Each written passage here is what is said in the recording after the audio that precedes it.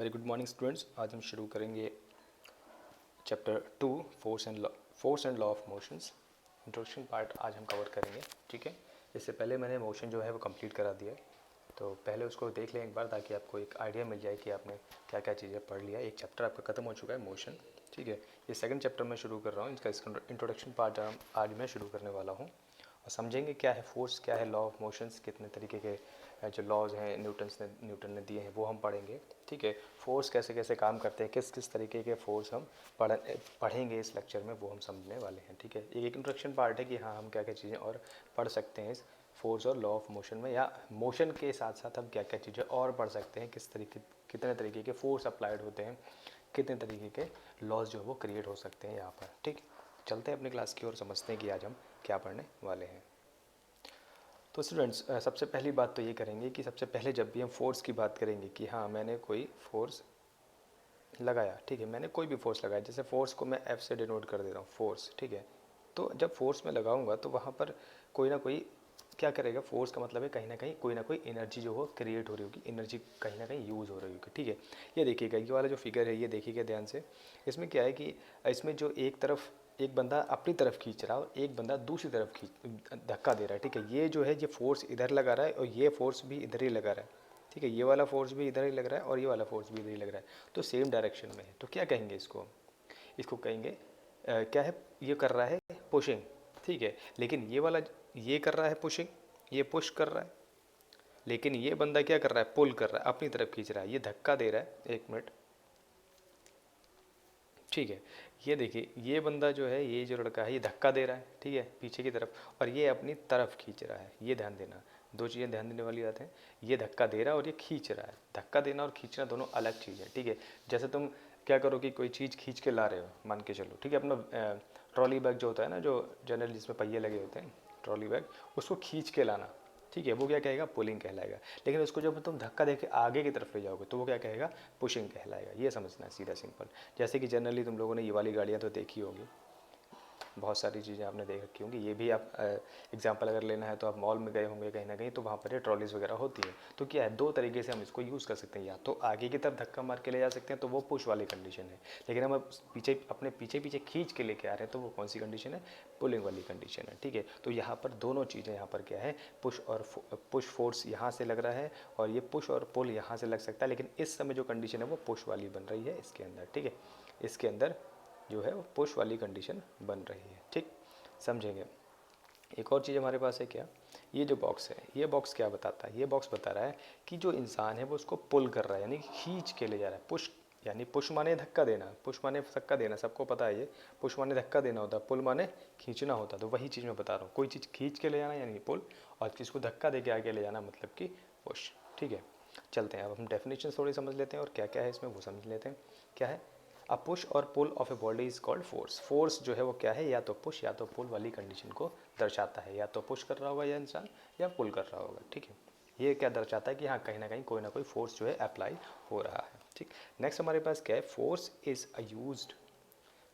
Is use in our everyday actions like pushing, pulling, touching. मतलब example दिए कि किस किस तरीके से हम अपने फोर्स को यूज़ करते हैं, ये समझना है। जैसे मैंने अभी अब एग्जाम्पल दिया कि एक ये रहा, एक ये रहा, ठीक है, और एक ये रहा जो हमारा क्या है, एक एग्जाम्पल है किसका, पुशिंग या पुलिंग का, ठीक है। ये एग्जाम्पल है पुशिंग या पुलिंग का, ये समझना है, ठीक है, बस, ठीक। यहाँ तक समझे हुए एक सिंपल सा डेटा था जो हम इंट्रोडक्शन पार्ट में कवर कर रहे हैं, और नेक्स्ट स्लाइड में चलते हैं, देखते हैं हमारे पास क्या है। और चलिए, यहाँ पर आ गया है बात, सबसे पहले फोर्स पढ़ लिया कि यहाँ फोर्स कैसे क्रिएट हो रहा है, पुशिंग या पुलिंग जो है वो क्या कहला रहा है, वो फोर्स कहला रहा है कि हाँ वो क्या है, एक तरीके का फोर्स है जो हम क्रिएट कर रहे हैं एट द टाइम ऑफ क्या, पुशिंग और पुलिंग और स्ट्रेचिंग, जो भी हम जनरली पूरे दिन में कर रहे हैं, उन सब से जो भी कंडीशंस चेंज हो रही हैं, जो भी चेंजमेंट आ रहा है, वो सब क्या है, फोर्स की वजह से। और वहाँ पर फोर्स का मतलब क्या है, कोई ना कोई कंडीशन चेंज करके वो ला रहा होगा, ठीक है। तो अब सबसे पहले समझेंगे बैलेंस फोर्स। बैलेंस मतलब क्या होता है,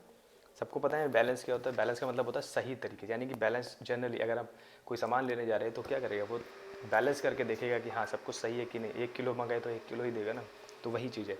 यहाँ पर एग्जांपल ले लीजिए, एक ये जो फोटो का मैंने लिया हुआ है, इसमें क्या है, 300 न्यूटन और 300 न्यूटन दोनों अपोजिट साइड में क्या लग रहा है, फोर्स लग रहा है। दोनों तरफ, इधर भी लग रहा है 300 और इधर भी लग रहा है 300, तो ये समझें। 300 न्यूटन का दोनों तरफ फोर्स लगाता हूँ, मतलब कोई भी चेंज नहीं हो रहा होगा यहाँ पर।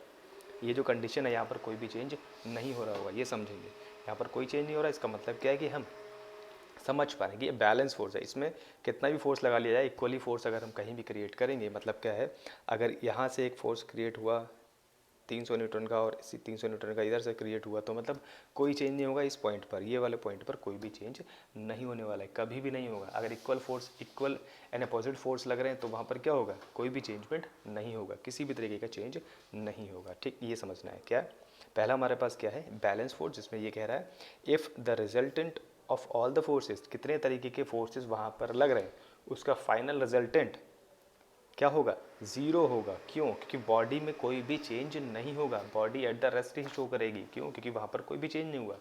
क्योंकि फोर्स जब भी क्रिएट हो रहा है, फोर्स क्या कर रहा है, फोर्स एक दूसरे को ज़ीरो कट आउट कर दे रहे, कैंसिल आउट कर दे रहे। ठीक है, इसकी वजह से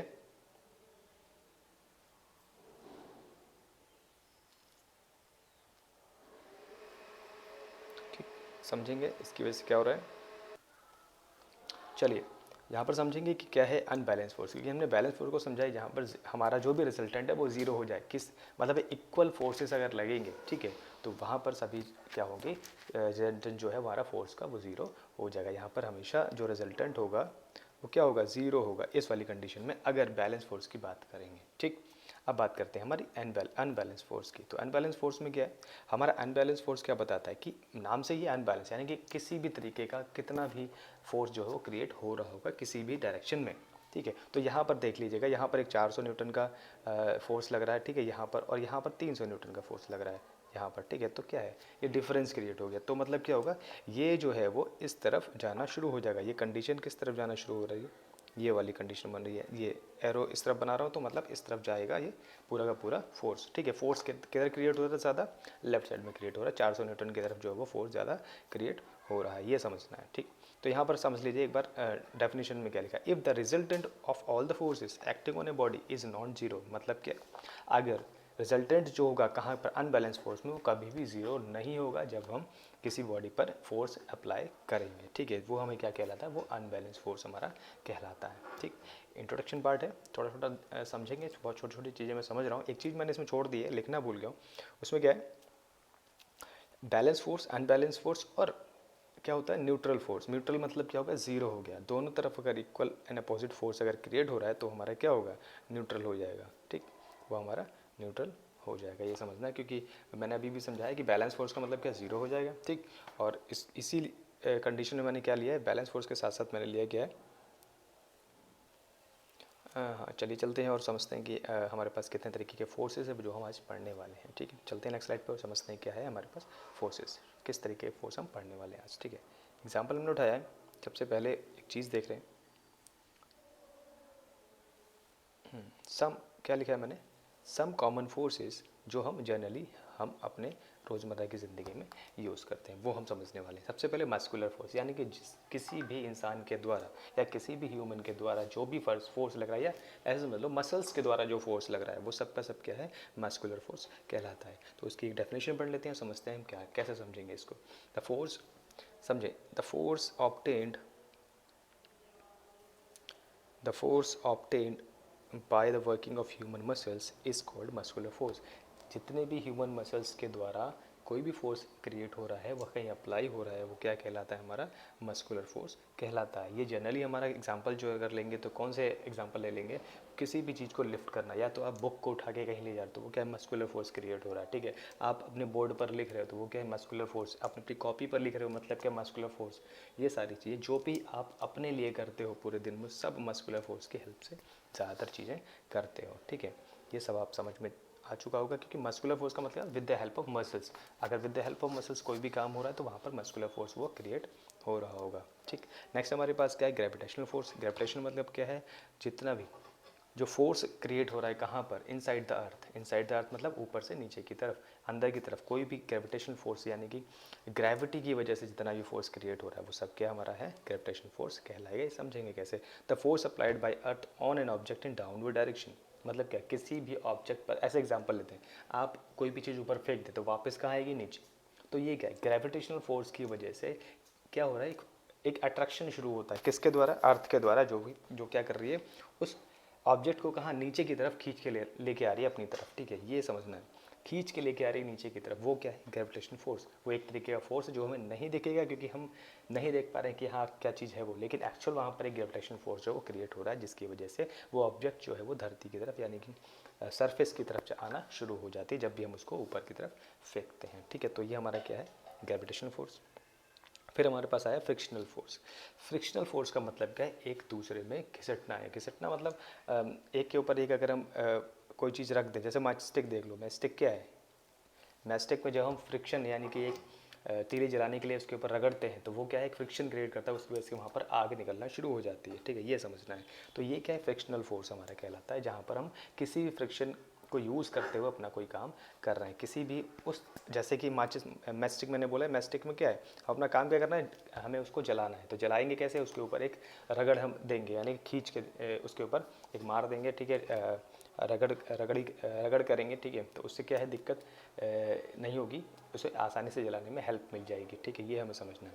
तो फ्रिक्शनल फोर्स में हमारे पास है क्या? डेटा समझेंगे। The force can which opposes motion is known as frictional force. सबसे ज़्यादा इंपॉर्टेंट होता है फ्रिक्शनल फोर्स हमारा ब्रेकिंग में। जब हम व्हीकल को ब्रेकिंग कंडीशन में लेके जाते हैं तब हमारा फ्रिक्शनल फोर्स ज़्यादा अप्लाई होता है, क्योंकि ये क्या करता है? वो मोमेंटम को यानी कि जो चल रहा है वेलोसिटी को कम करता है, धीरे धीरे फ्रिक्शन क्रिएट करता है ब्रेक्स के और क्या व्हील के बीच में, वहाँ पर फ्रिक्शन क्रिएट करता है। फ्रिक्शन यानी कि अपोज करता है किसको? वेलोसिटी को, यानी कि स्पीड को अपोज करता है। वहाँ पर क्या करता है? तो force which opposes motion, motion यानी कि स्पीड को कम करना, मोशन को कम करना। अपोज द मोशन का मतलब क्या है? मोशन को रोकना। मोशन कंडीशन में कोई ऑब्जेक्ट है उसको क्या करना है? रेस्ट की तरफ लेके जाना, वो फ्रिक्शनल फोर्स का काम है। तो ये हमें वही समझना है कि फ्रिक्शनल फोर्स क्या है हमारा। कोई भी फ्रिक्शनल फोर्स जहाँ भी अप्लाई हो रहा होगा वहाँ पर हमारा मोशन क्या हो रहा होगा? डिक्रीज हो रहा होगा, ठीक है, ये समझना है। डिक्रीज हो रहा होगा जहाँ पर फ्रिक्शनल फोर्स अप्लाई हो रहा होगा, ठीक। उसके बाद है एयर रेसिस्टेंस। एयर रेसिस्टेंस आपके पास आप शायद नया होगा, ठीक है, वो आप पढ़ लीजिए एक बार। When an object moves through air applies a small force in direction oppose to the velocity, the force is called resistance. मतलब क्या है? जिस तरफ कोई भी ऑब्जेक्ट जा रहा है उसके अपोजिट हमारा एयर जो है वो क्या करता है? उसको क्या करता है? एक फोर्स क्रिएट करता है ताकि उसको रोकने की कोशिश करता है, अपोज करता है, ठीक है। अपोजिट टू द वेलोसिटी, ये समझना है। अपोजिट टू द वेलोसिटी मतलब अपोजिट चलेगा वेलोसिटी के अपोजिट, वो क्या रहेगा? अगर वेलोसिटी मान के चलो इस तरफ कोई हमारा ऑब्जेक्ट चल रहा था तो हमारे जो फोर्स लगेगा कौन सा? एयर रेजिस्टेंस, वो इस तरफ लगेगा, ठीक है, ताकि उसको अपोज करेगा, रोकने की कोशिश करेगा, ये समझना है, ठीक। आई होप समझ में आ चुका होगा, कोई ज़्यादा बड़ी दिक्कत नहीं होगी। यहाँ पर छोटे छोटे डेटाज थे जो मैंने यहाँ पर लिए, ठीक है। लास्ट हमारे पास क्या ऐसा यूनिट ऑफ फोर्स क्या है हमारे पास? न्यूटन। फोर्स क्या है ऐसा यूनिट का? वो है हमारा न्यूटन, ठीक, ये समझना है। न्यूटन से हम उसको फोर्स को क्या करते हैं? दिखाते हैं कि हाँ हमारे पास फोर्स कितना है, तो वो एन लिखेंगे, कैपिटल एन से इसको डिनोट करते हैं, ठीक। चलते हैं नेक्स्ट स्लाइड पर, समझते हैं क्या है। और चलिए, सबसे पहला हमारे पास है Newton's law of motion. Newton's law of motion, जिसमें फर्स्ट लॉ हमारा क्या कहलाता है ये समझेंगे। फर्स्ट लॉ कहलाता है body at the rest will remain at rest. The body at rest will remain at rest मतलब क्या? अगर कोई बॉडी रेस्ट पर है, जैसे आपके घर में एक बुक रखी हुई है, वो हमेशा रखी रहेगी जब तक आप उसको उठाएंगे नहीं, ठीक है, वो रेस्ट है तो रेस्ट ही रहेगी। A body in motion will remains in motion. अगर कोई आप घड़ी है वो चल रही है, मतलब दीवार घड़ी लगी उसमें सेल पड़ी है तो वो चल रही है, लगातार चल रही है जब तक आप उसको रोकेंगे नहीं, ठीक है। ये क्या है? ये क्या है? मोशन है। किस तरीके का? सी मतलब वो कंटिन्यूसली मोशन है, कभी भी वो रुकेगा नहीं जब तक आप उसे एक्सटर्नल फोर्स किसी तरीके से रोकते नहीं है, ठीक है। सेल खत्म नहीं हो जाते, ठीक है, आप उसकी सेल निकाल नहीं देते, तब तक वो बंद नहीं होगा। तो क्या है? A body at rest will remain at rest. A body in motion will remain in motion unless no external force applied on it. जब तक उसके ऊपर कोई भी external force apply नहीं होगा तो रेस्ट वाली चीज़ें रेस्ट में रहेंगी, मोशन वाली चीज़ें मोशन में रहेंगी। रेस्ट वाली मोशन में नहीं जाएंगी, मोशन वाली रेस्ट में नहीं जाएंगी, ये समझना है, ठीक है, ये हमें समझ में लेना है। दूसरा हमारे पास क्या है? All object resist a change in their state of motion. All object resist a change in their state of motion मतलब क्या है? हर समय सारे ऑब्जेक्ट क्या हैं? वो चेंज करते हैं जब मोशन को, तब कोई ना कोई उसमें चेंजमेंट आती है, स्टेट में चेंज होता है। स्टेट ऑफ मोशन का मतलब क्या है? जब भी हम उस पर अप्लाई करेंगे कोई एक्सटर्नल फोर्स, वहाँ पर कोई ना कोई चेंजमेंट आने वाला है, ठीक। The tendency of undistributed object whether they are at rest और moving with uniform velocity is called inertia. मतलब क्या है? टेंडेंसी ऑफ अनडिस्टर्ब्ड, ठीक है, tendency of undisturbed object whether they are moving और रेस्ट, ठीक है, या तो रेस्ट में है या मूविंग में है, उसमें क्या एक टेंडेंसी है, क्या कोई भी चेंजमेंट नहीं हो रहा है, तो वो उसको हम क्या बोल रहे हैं, uniform velocity, with uniform velocity. चाहे वो रेस्ट में हो तो भी यूनिफॉर्म वेलोसिटी कहलाएगी, क्योंकि वो वहाँ पर कोई भी चेंजमेंट नहीं आ रहा है। अगर वो स्पीड में किसी वेलोसिटी से चल रहा है तो वहाँ पर भी हम यूनिफॉर्म होनी चाहिए, तब हम क्या बोलेंगे, इनर्शिया उसको बोल सकते हैं, ठीक है। First law of motion is also known as law of inertia. अगर हम फर्स्ट लॉ की बात करें न्यूटन्स के, तो वो लॉ ऑफ इनर्शिया के नाम से भी जाना जाता है, ठीक। नेक्स्ट हमारे क्या है समझेंगे, greater the inertia of the body greater will B force required. मतलब जितनी बड़ी चीज़ हम यूज़ करेंगे, जितनी बड़ी चीज़ को हम फोर्स लगाएंगे, उतना ज़्यादा हमें फोर्स लगाना पड़ेगा। जैसे एक छोटी कार है बच्चे की, ठीक है, एक छोटी सी कार है, उसको धक्का मारो तो आसानी से चलती चली जाएगी, कोई दिक्कत नहीं। लेकिन एक बड़ी कार खड़ी है, क्या धक्का मार के उसे ज़्यादा उतर ले जा पाओगे या उसको हिला पाओगे आप, ठीक है। ये एग्जांपल आप खुद ही सॉल्व कर सकते हैं बड़े आसानी से। तो क्या यहाँ पर जितनी बड़ी चीज़ उतना ज़्यादा उसका क्या होगा, इनर्शिया होगा। Greater the inertia of the body greater will be their force required. जितना ज़्यादा इनर्शिया होगा उतना ज़्यादा फोर्स रिक्वायर्ड होगा उसको हिलाने में, ठीक, उसको ज़्यादा कहीं ना कहीं ले जाने में। ये समझ में आना चाहिए। The change in state of rest uniform motion of the body दिया है। अब क्या करेगा, जो मैंने बोला है, अगर एक बड़ी सी चीज़ आप लेके जा रहे हो धक्का मारते हुए, ठीक है, तो आप उसको बहुत मुश्किल होगी ले जाना। लेकिन वही उसी का छोटी सी चीज़ लेके जा रहे हो तो वहाँ पर बड़ी आसानी होगी आपको ले जाने के लिए। तो वहाँ पर क्या है, इनर्शिया का चेंज हो गया कि आसानी से धक्का मारना मतलब क्या है, जो इनर्शिया जो है वो कम है, और जहाँ पर हम बड़ी सी चीज़ की बात करेंगे तो वहाँ पर इनर्शिया ज़्यादा है, इस वजह से वहाँ पर फोर्स भी ज़्यादा लगता है, ठीक। समझते हैं अब अगले स्लाइड में और समझ क्या क्या चीज़ें हैं। मेरे ख्याल से लास्ट स्लाइड या फिर हाँ लास्ट स्लाइड ही होगी। चलिए यहाँ पर जो लास्ट मैंने बोला एप्लीकेशन समझ लेते हैं क्या है हमारे पास लॉ ऑफ मोशन का। ये हमारा न्यूटन्स फर्स्ट लॉ का जो एप्लीकेशन है वो समझेंगे। When a car is break suddenly the man bends to forward violently, ठीक है, वायलेंटली।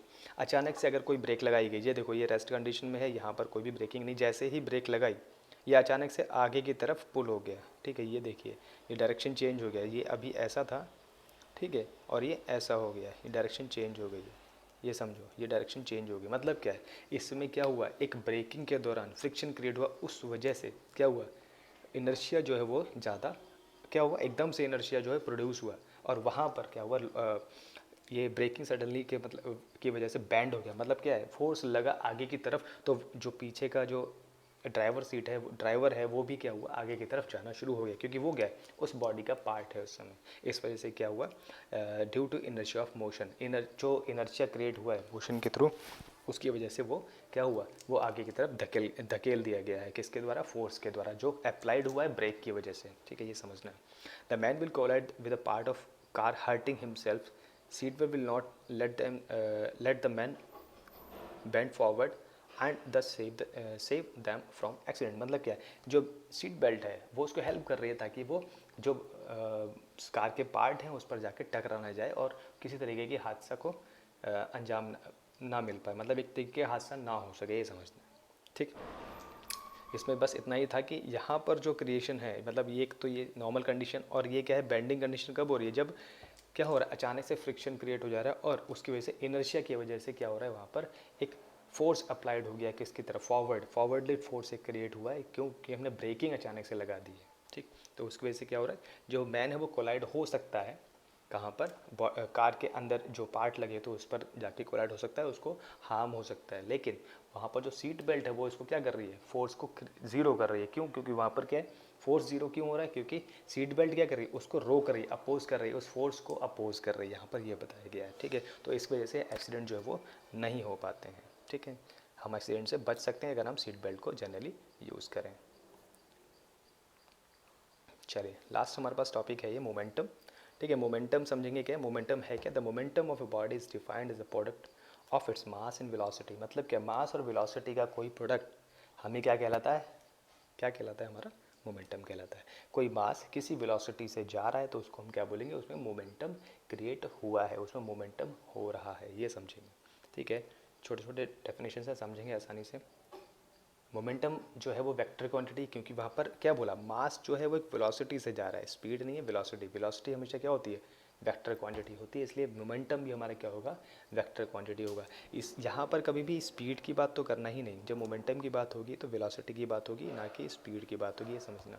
ठीक है। मोमेंटम की जब भी बात होगी तो स्पीड की बात होगी, सॉरी वेलोसिटी की बात होगी, ना कि स्पीड की, ये समझना। ठीक, चलते हैं समझते हैं अगले बार। अगला क्या है, एसआई यूनिट जो है हमारी वो क्या है मोमेंटम की, केजी मीटर पर सेकेंड, यानी कि किलोग्राम यानी मास की यूनिट, और मीटर पर सेकेंड यानी कि वेलोसिटी की यूनिट। ठीक है, ये समझेंगे।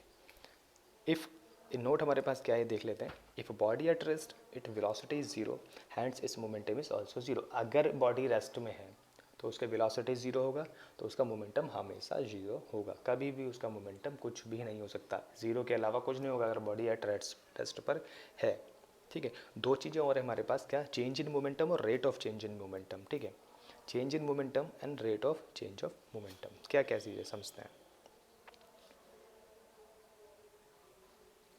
चलिए समझते हैं क्या है rate of change of momentum.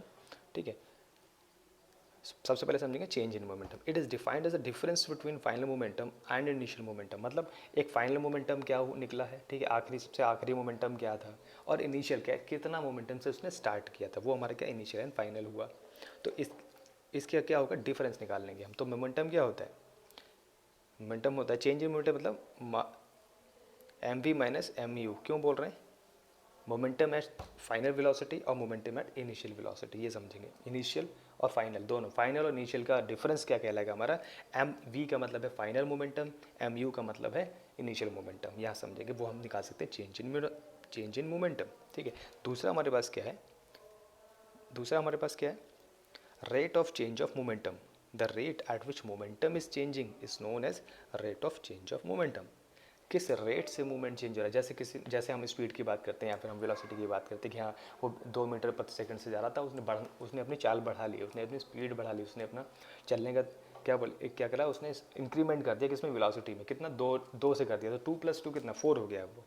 तो 4 के रेट से उसने क्या हुआ, इंक्रीमेंट कर दिया अपने वेलोसिटी के अंदर। तो वहीं पर क्या, rate of change of momentum भी वही समझाता है, किस चेंज से, किस रेट से उसने हमें मोमेंटम में चेंज लाया है, वो हमें बताता है क्या है, rate of change of momentum.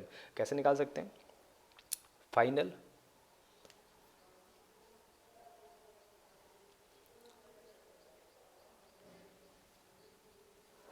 Final momentum minus initial momentum upon time. मतलब क्या, फाइनल माइनस इनिशियल, यानी कि हम बात करेंगे change in momentum upon time. ठीक है, सिंपल से ये बोला, change in momentum upon time से हम निकाल सकते हैं। इसको दूसरे तरीके भी से भी लिख सकते हैं। कैसे लिख सकते हैं, एम को कॉमन ले लो, ठीक है, वी माइनस यू और बाई टी, ये हमारा क्या है, एक और फॉर्मूला है इसी का जिसको हम समझ सकते हैं आसानी से। ठीक है, एक बार दोबारा से इसको समझ लीजिएगा, पढ़ लीजिएगा, और कोशिश कीजिएगा कि इसको रिलेट करके देखें अपने जनरल व्यू से। ठीक है, जो आप समझ सकते हैं इसके थ्रू, तो आपको आसानी हो जाएगी समझने के लिए। ठीक, तो आज की क्लास को यहीं बाइंड अप कर रहे हैं और समझेंगे नेक्स्ट क्लास में इसके बाद का पार्ट, यानी कि सेकेंड लॉ और थर्ड लॉ की बात हम करेंगे नेक्स्ट लेक्चर्स में।